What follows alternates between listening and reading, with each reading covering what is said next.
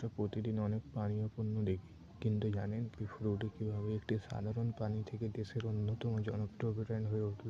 তো চলুন বন্ধুরা, আজকে জানা যাক এই বিষয়ের গল্পটা। আজকের গল্প হলো ফ্রুটি, সেই ম্যাঙ্গো ড্রিঙ্ক যা আমাদের শৈশবের স্মৃতি মনে করিয়ে দেয়। তো চলুন আজ অজানা গল্প জানি। তো চলুন বন্ধুরা, আজকে জানা যাক এই বিষয়ের গল্পটা। আজকের গল্প হলো ফ্রুটি, সেই ম্যাঙ্গো ড্রিঙ্ক যা আমাদের শৈশবের স্মৃতি মনে করিয়ে দেয়। তো চলুন আজ অজানা গল্প জানি। 1985 সাল।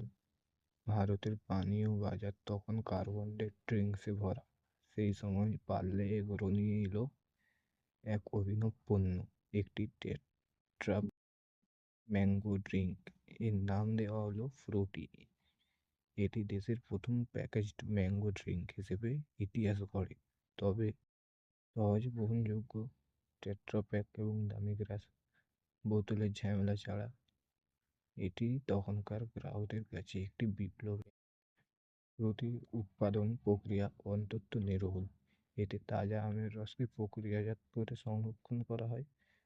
ফ্রুটি সবসময় তাদের বজায় রাখতে জোর দেয়, যাতে ক্রেতারা প্রতিবার একই স্বাদ পান। এর রেসিপি কিন্তু একটি রহস্য, যা পারলে একদম সযত্নে রক্ষা করে। ফ্রুটি শুধু একটি পানি নয়, এটি একটি ইমোশন। পার্লে এগ্রো ফ্রুটি ব্র্যান্ডিংয়ে সবসময় স্মার্ট কৌশল অবলম্বন করেছে। তাদের slogan mango Frooti, fresh and juicy, শ্রোতাদের মনে গেঁথে গেছে। বিজ্ঞপ্তিতে তারা শিশুদের এবং পরিবারের সংযোগকে গুরুত্ব দেয়। 1990-এর দশকের রঙিন টিভি বিজ্ঞাপন থেকে শুরু করে আজকের ডিজিটাল ক্যাম্পেইনিং, ফ্রুটি সবসময় সময়ের সাথে তার মিলিয়ে গিয়েছে। প্রথম দিকে ফ্রুটি বাজারে একচেটিয়া রাজত্ব করলেও সময়ের সাথে আরও অনেক প্রতিযোগী এসেছে। তবে ফ্রুটি নিজের জায়গা ধরে রাখতে সক্ষম হয়েছে। এটি শুধু ভারতেরই নয়, বিশ্বের অনেক দেশের সফলতার সাথে অনেক চ্যালেঞ্জ এসেছে। প্লাস্টিক দূষণ, স্বাস্থ্য সচেতনতা এবং কার্বনেটেড ড্রিঙ্কসের উত্থান, এসবের সাথে লড়াই করে ফ্রুটি আজও টিকে আছে।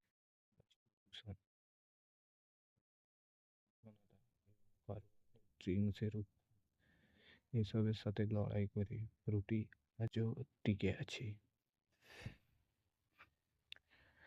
ভিডিওতে হালকা মজার ভঙ্গি।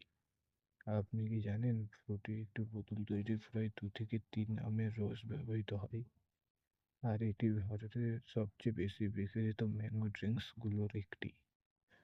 ফ্রুটি শুধু একটি পানীয় নয়, এটি ভারতের সংস্কৃতির একটি অংশ হয়ে দাঁড়িয়েছে। এটি আমাদের জীবনের সঙ্গে জড়িয়ে থাকা ছোট ছোট আনন্দের স্মৃতি। আপনাদের কি কোনো ফ্রুটির গল্প আছে? কমেন্টে শেয়ার করুন। এই ভিডিও যদি আপনাদের ভালো লাগে থাকে তাহলে লাইক দিন এবং চ্যানেলটিকে সাবস্ক্রাইব করুন।